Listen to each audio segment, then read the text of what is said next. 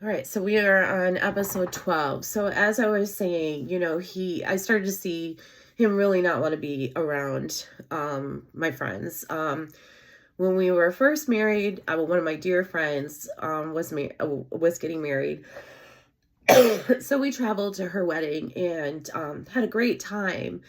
But then things changed. I don't know if it was having a child, moving, what.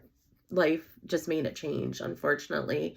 And it got to the point where he didn't always want to be around my friends. So we did a lot of things separately. And I enjoyed that freedom, and I wanted him to have his own friends and freedom too. But God, I remember like friends inviting me over to play games, or other people that would have celebrations or things in their life where usually you bring your significant other, and that just got to the point where it never happened.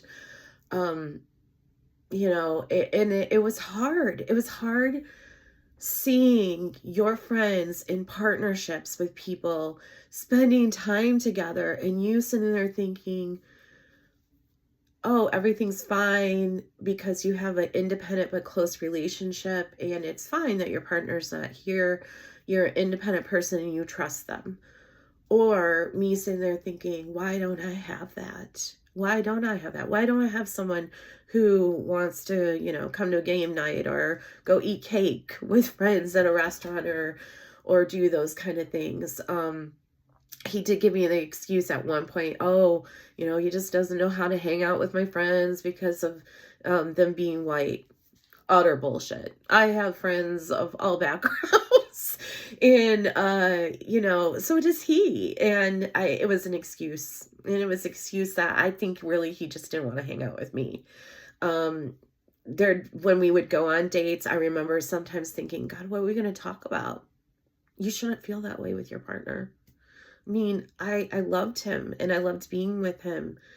Um, but I should be able to go out to eat and have a conversation and feel like I'm connecting with that person.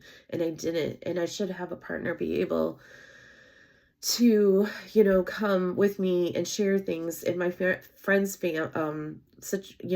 lives. But he didn't invite me to his friends' stuff either. Like, supposedly some of his friends got married over the time and span we were together. I never went to those weddings. I was never asked. Sometimes he had friends stay here that were traveling through, and I'd get to kind of know them. And they always seemed like really nice, good people, and we would connect. But I also always felt like, maybe they didn't even know who I was, or like didn't even realize he was married. I don't know. I don't know. But at that same time, there was a lot of seed planting of friends of mine who would maybe say different things that he didn't quite like. I had one really, really close friend, still have her as a close friend, that I worked with, and she is from another country, married to a man from that country, so we always would talk about our international men we were married to. And I remember her, like, I'd be like, well, he expects me to make his lunch and stuff, and I don't mind doing that, but it's a lot with all the other things I have to do and that sort of thing. And I don't mind helping him out all the time, but it seems like to be an expectation. And she'd be like, why isn't he capable of making his own lunch? And that particular conversation really sticks out because I remember afterwards, my husband at the time kind of getting really pissed off that I was like, I just can't be doing this and everything else and raising a child and blah, blah, blah, blah. And can you also help? And I think that was actually about the time where he started just cooking for himself only, making his own lunches, cooking his own dinner. When I would cook, he wouldn't want what I made, wouldn't like it, wouldn't taste good to him. That was really weird for me because I'd always been someone who cooked and baked, and the people either around me loved to lie to me or my food to them was good because I didn't really have any complaints. But yeah, there were little seeds of certain people in my life where I could tell he just was not real excited about me being around them, or the influence of how their relationship was in their life.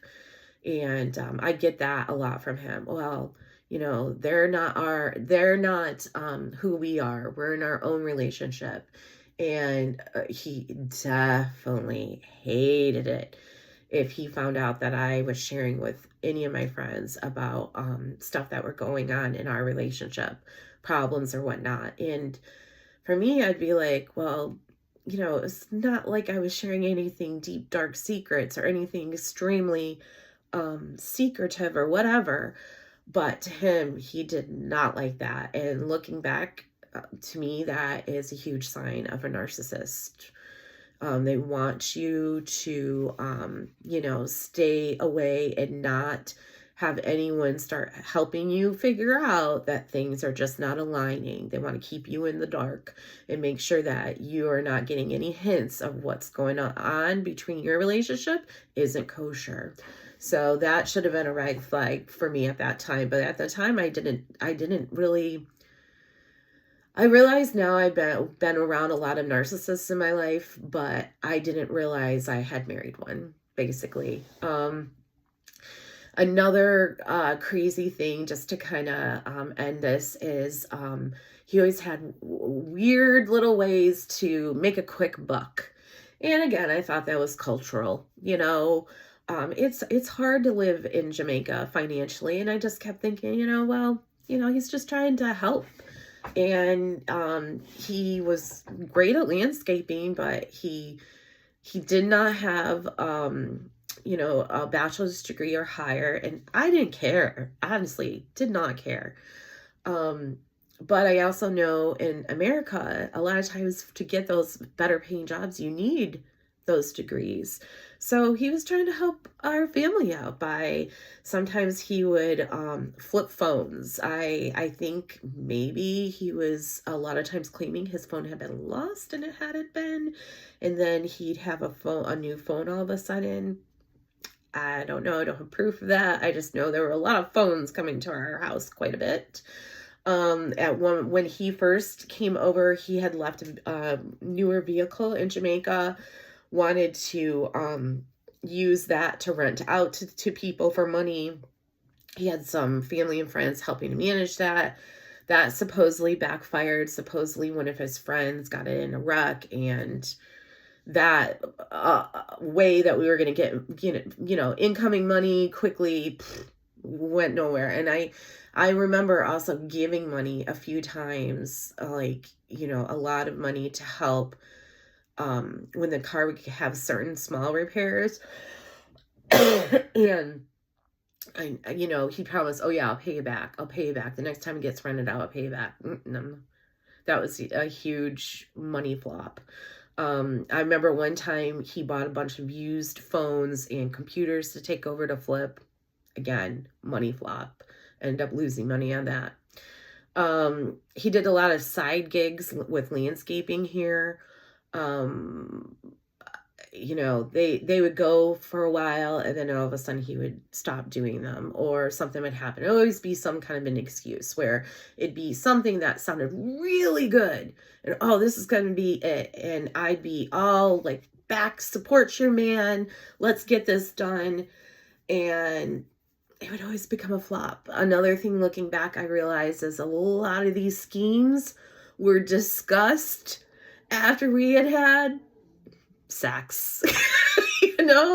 It'd be like, oh, let's do that. And then it's, sweet talk me into his next side hustle that he was going to do that would end up flopping in our faces and cost us money we did not have.